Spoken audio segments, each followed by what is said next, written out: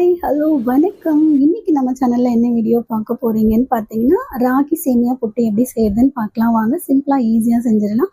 இன்னைக்கு நான் அணில் ராகி சேமியா ஒரு பாக்கெட் எடுத்திருக்கேன். ஒரு பாக்கெட் 2 பேர் தாராளமா சாப்பிடலாம்.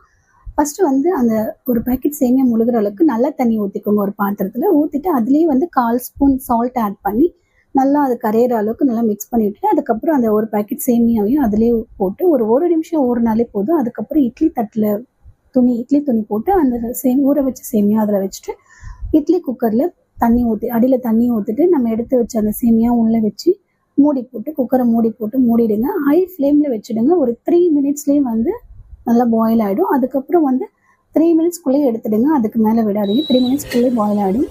பாயில் ஆனதுக்கப்புறம் அதை எடுத்து ஒரு பாத்திரத்தில் மாற்றிடுங்க.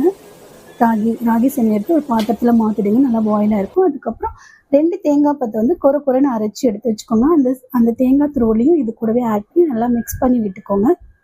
கரண்டிலே மிக்ஸ் பண்ணிங்க, ஏன்னா சூடாக இருக்கும். ஸோ கரண்டிலே மிக்ஸ் பண்ணி விட்டுட்டு இதை கூடவே நீங்கள் சுகர் ஆட் பண்ணி சாப்பிட்றதுனாலும் சாப்பிட்லாம், இல்லை தனியாக நம்ம பிளேட்டில் வச்சு சாப்பிட்றதுனாலும் சாப்பிட்லாம், நாட்டு சக்கரை வச்சு சாப்பிட்லாம்.